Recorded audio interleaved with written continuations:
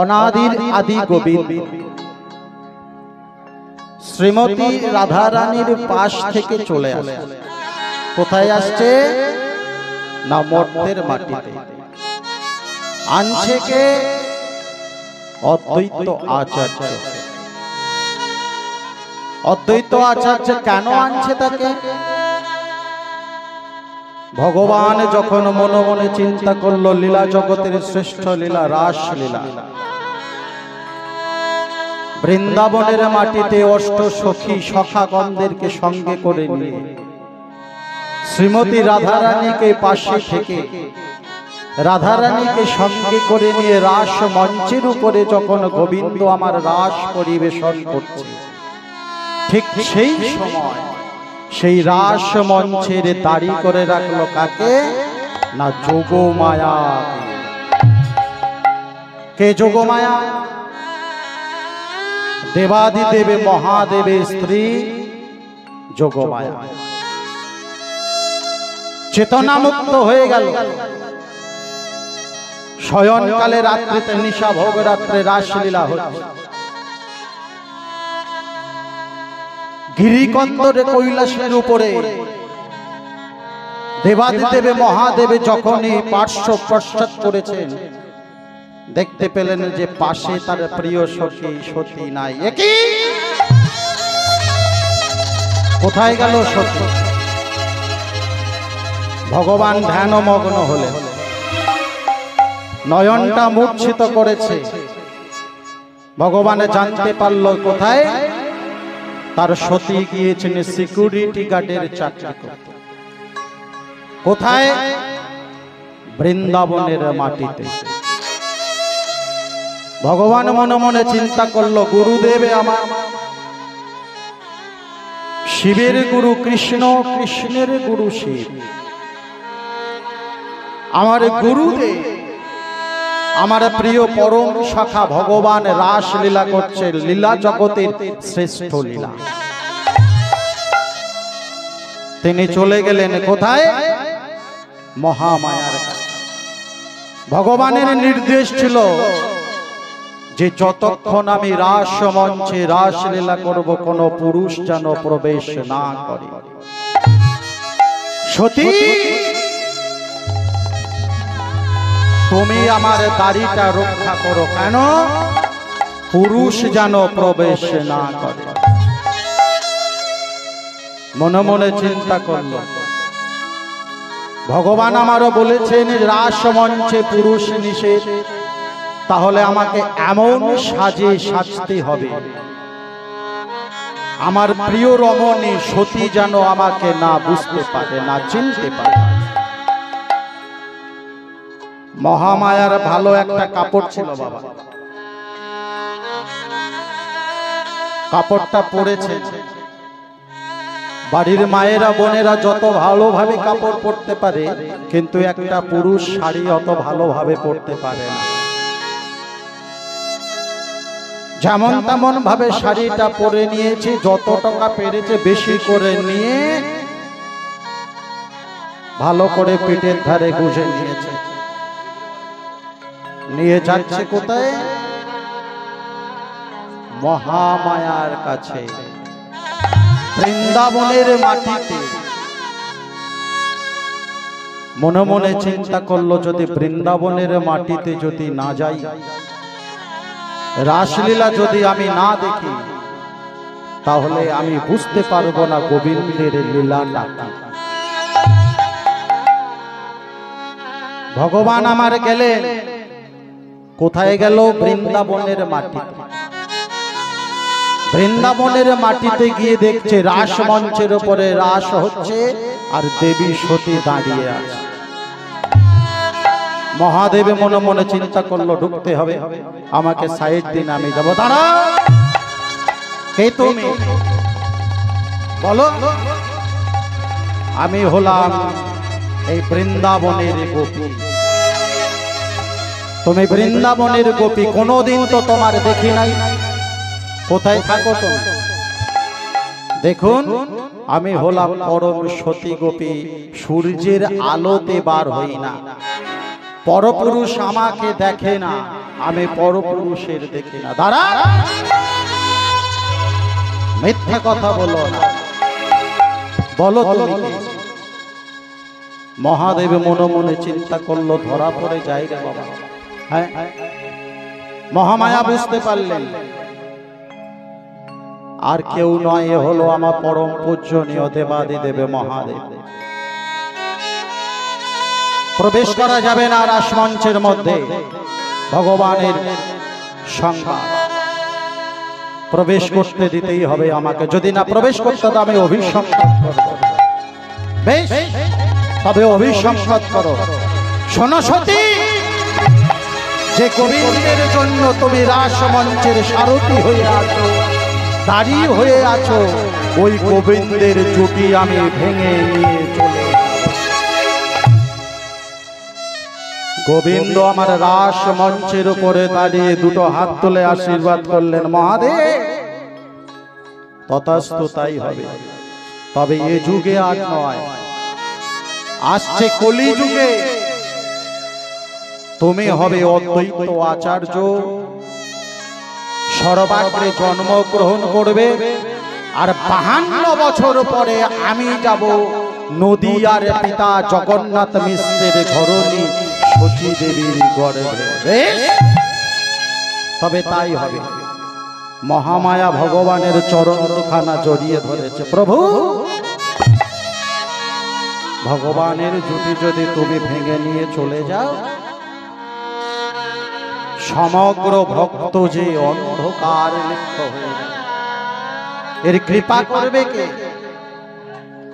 বলল, কলি যুগে সব কৃপা হবে। কেন?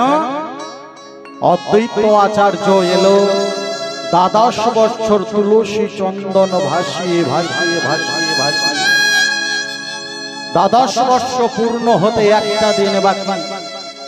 সতী দেবীর কাছে এসে বলছে, সতী, গোবিন্দ বুঝি এলেন না। তিনি যে কথা দিয়েছেন, মহামায়া দেবাদিদেব মহাদেবকে বলছে, ওগো, এই জন্য তোমাকে ভোলা বলে, জানো? এখনো একটা দিন বাকি, একটা সূর্য বাকি, একটা দিন একটা সূর্য। আগামী কালকে তুমি যাও তুলসী চন্দন নিয়ে, দেখো তুলসী উজান বাহিনী হবে।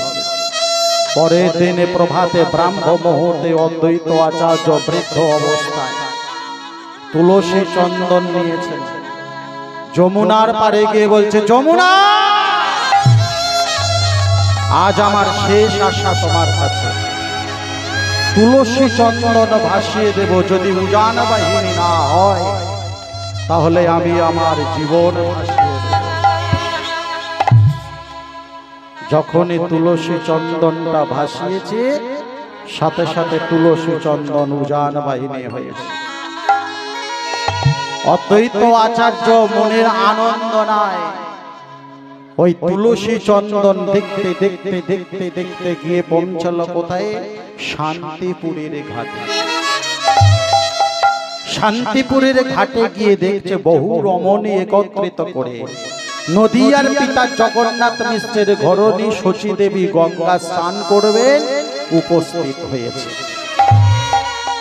যখনই শচী দেবী গঙ্গায় স্নান করে কর অঞ্জলি করবেন, হাতে করে জল নিয়েছে।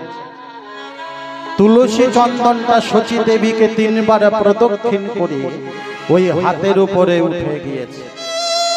শচী দেবী মূর্ছিত নয়নে হাতে দেখলো না তুলসী চন্দন। জলটাকে নিজে পান করে নিলেন গোবিন্দের চরণ ভাবতে ভাবতে।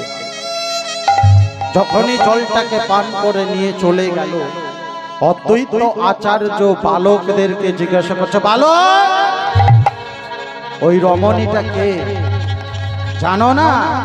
উনি যে নদিয়ার মাতা শচী দেবী। অদ্বৈত আচার্য জানতে পেরে গেল কি না, গৌর হরি আমার আসছে।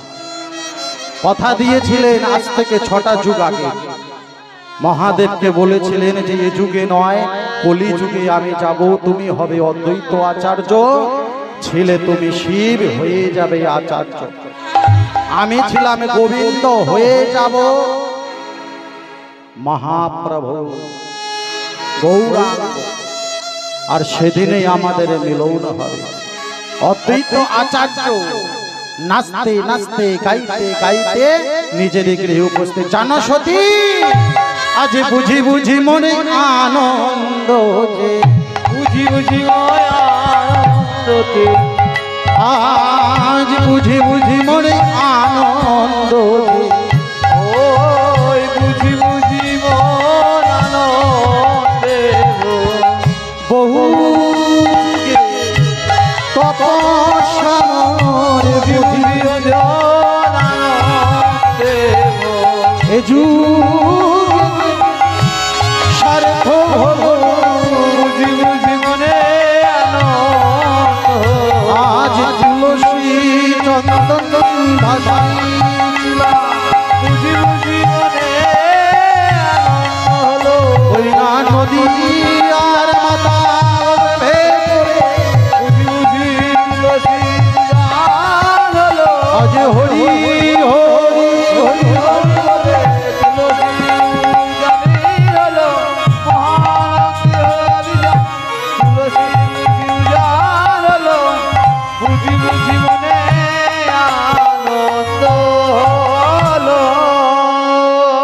তাহলে বুঝতে পারছেন মায়েরা, গৌর হরিকে আনবার জন্য আমাদের কলিহত জীবকে রক্ষা করবার জন্য তিনি তার শরণ সিংহাসন ত্যাগ করল। তার অশ্বাতিক হস্তপদাতিক, তার বাহন, তার নখ নারায়ণী সেনা, 11,462টা নারায়ণী সেনা সবারকে ছেড়ে দিল। বৃন্দাবনের মাটিতে যখনই এলো তখন সবাই হাহাকার করছে। কেন তুমি হাহাকার করছো? কিসের কারণে? বুঝি জানো, আমি সবকিছু ত্যাগ করে দিয়েছি। কলিযুগে নদী আর মাটিতে এলাম, বেশ হলো কি, হাতে থাকবে নামের ঝোলা, গায়ে থাকবে নামাবলী, মস্তকে থাকবে শিখা, পরনে থাকবে গৌরার কৌপে। নদী আর মাটিতে ঘুরে ঘুরে কলিহত জীবকে রক্ষা করবার জন্য আমি ঔষধ বিতরণ করব। ঔষধটা কি জানো? ভগবান বললেন ঔষধ যাবে কলিযুগে, এ যুগে যদি প্রকাশ করে দে তাহলে কলিযুগের মানুষ তো ভুলে যাবে। সকালে কি খেলাম আর রাত্রেবেলা কি পড়লাম সব ভুলে যাবে। সংসারের মধ্যে থেকে সংসারের বাসনায় ভুলে যাবে, কিন্তু গোবিন্দকে কেউ চিনবে না। চিনবে মা? কেউ চিনবে না। বিচার করে দেখুন, কাগজি চেনেন? কাগজি বীরভূমের ভাষায় লেবু চেনেন তো? হ্যাঁ, লেবুর সঙ্গে সম্পর্ক থাকে কতক্ষণ বাবা? এক টুকরো লেবুর সঙ্গে সম্পর্ক থাকে যতক্ষণ তার রস আছে ততক্ষণ সেই লেবুর সঙ্গে সম্পর্ক। যত্ন সহকারে লেবুটাকে কেটে নিয়ে মাংসের উপরে রাখা হলো। লেবুটা মনে মনে চিন্তা করছে কত দিনের পরে ভাগ্যের ফলে ওই খাসির মাংসের উপরে আমি স্থান পেলাম। কিন্তু সেই লেবুটা একবারও বুঝতে পারলো না একটু পরে আমাকে পাতের পাশে রেখে দেবে, মাটিতে ফেলে দেবে। খেতে খেতে লেবুটা যখনই চিপে নিয়ে নিল, রসটা শেষ, লেবুটাকে ফেলে দিল। আর যখনই লেবুটাকে ফেলে দিল, লেবুটা মনে মনে চিন্তা করছে, এতক্ষণ আমাকে যত্ন করে খাসির মাংসের উপরে রাখলে, এখন তুমি মাটিতে কেন রাখলে?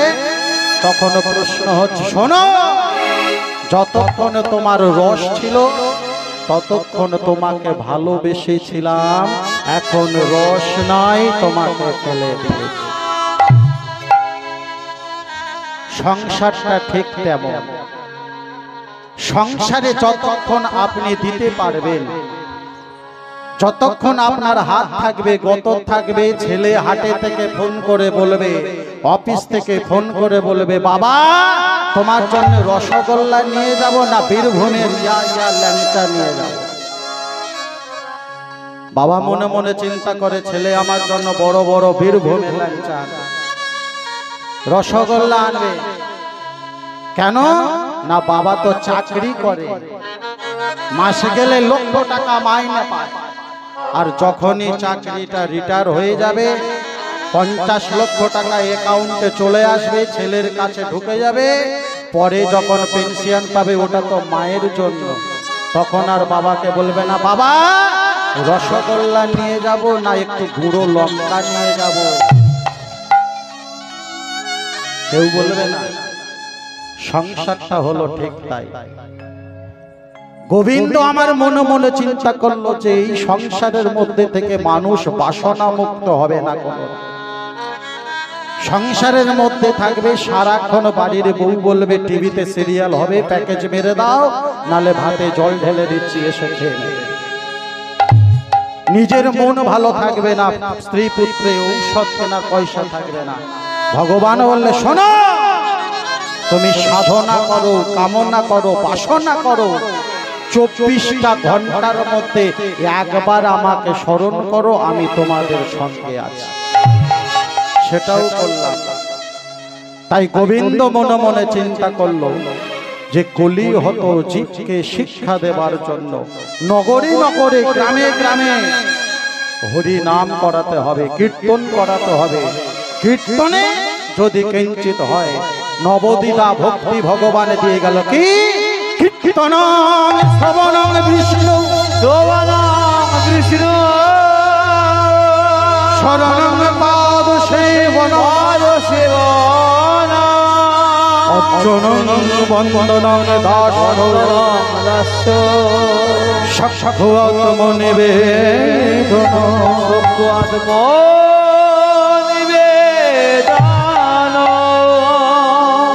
গৌর হরিকে প্রশ্ন করলো কে? অদ্বৈত আচার্য। প্রশ্নটা কি মায়েরা? প্রশ্নটা কি? অদ্বৈত আচার্য গৌর হরিকে বলল, গৌর হরি সেই তুমি যখন ওষুধ নিয়ে যাচ্ছ কলিকালে কলি হতো জীবকে রক্ষা করবার জন্য, তাহলে আবার নরকম ভক্তটা কেন করলে? নরকম ভক্তিটা কেন তুমি আনলে? ভগবান বলল, শোনো, 9টা ভক্তির মধ্যে সর্বপ্রথম শ্রেষ্ঠ ভক্তি হলো শ্রবণ ভক্তি। আর শ্রবণ যদি ভক্তি ভালো না হয় তাহলে তার উন্নতি হবে না। দৃষ্টান্ত পূর্বক কি? কর্ণ দিয়েছে, 2টো কান দিয়েছে। বাড়িতে কি বলল? সকালবেলা যখন আপনি যাচ্ছেন মা আপনাকে বলে দেয়, শোনো আজকের বাড়িতে একটা সূঁচ লাগবে, সূঁচ নিয়ে আসবে। কিন্তু আপনি ওই সূঁচটা না শুনে শুনলেন কি একটা শিল নিয়ে আসবে। আপনি বাজারে গেছেন, একটা শিল নিয়ে এলেন বাড়িতে। আপনাকে প্রশ্ন, এই যাও সকালে তোমার বললাম একটা সূঁচ নিয়ে আসতে, তুমি শিল নিয়ে এলে। আরে তুমি তো বললেই আমাকে সূঁচ নিয়ে আসতে। আরে কানের ময়লাটা পরিষ্কার করো, তোমাকে সূঁচ আনতে বলেছিলাম। এই যে শ্রবণ, এই শ্রবণটা সঠিক করতে হবে। শ্রবণ যদি সঠিক না, সব বেকার হয়ে যাবে। শ্রবণের মধ্যে যত কাটাকাটি, মারামারি, হানাহানি সব। তাহলে ভগবান বলল কি যে নবদিতা ভক্তির মধ্যে হলো শ্রবণ। যদি কেউ কীর্তন না করতে পারে, গ্রামে গ্রামে কীর্তনের আসর বসানো হবে, গ্রামে গ্রামে হরি বাসর করা হবে। আর সেই হরি বাসরে কীর্তনিয়াকে ভাড়া করে আনা হবে 15,000, 20,000, 60,000, 50,000 টাকা করে দিয়ে। কেন? এসে সে কীর্তনের কথা বলে যাবে, আপনারা শ্রবণ করবেন। শ্রবণ করলে কি হবে? দেহের মধ্যে যাবে সামান্য একটু বীজ স্থাপন হবে। যদি একটুখানি গাছ বার হয়, গাছ থেকে ভগবানের কৃপা করবে। অদ্বৈত আচার্য মহাপ্রভুকে বলল, মহাপ্রভু তাহলে তুমি ওটার কোনো কিছু না করে ঔষধটা দিয়ে দাও। ঔষধটা দেওয়ার জন্য ভগবান তিনি বলছেন, শোনো অদ্বৈত, আমি ঔষধ দেব, তবে ঔষধ অনেকে গ্রহণ করতে পারবে না, অনেকে গ্রহণ করবে। তুমি কি ঔষধ দেবে? বলে চলো তবে নগরে নগরে যাই, গিয়ে কি করবে?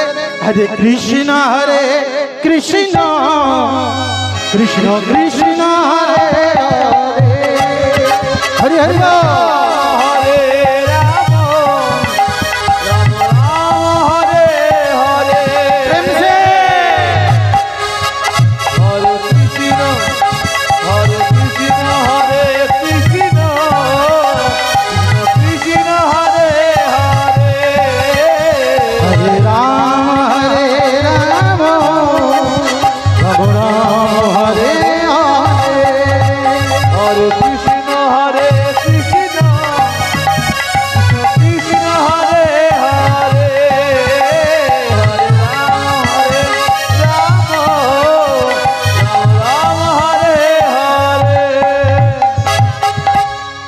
কি বলছে আপনারা বলুন তো, ঔষধটা কি দেওয়া হলো?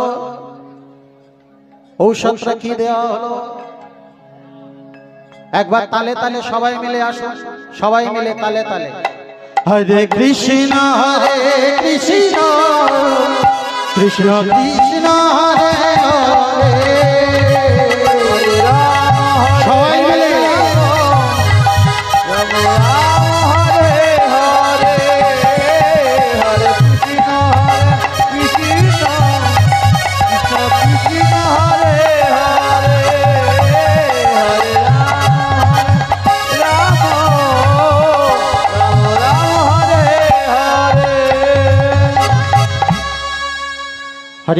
হরে কৃষ্ণ কৃষ্ণ কৃষ্ণ হরে হরে হরে রাম রাম রাম হরে হরে।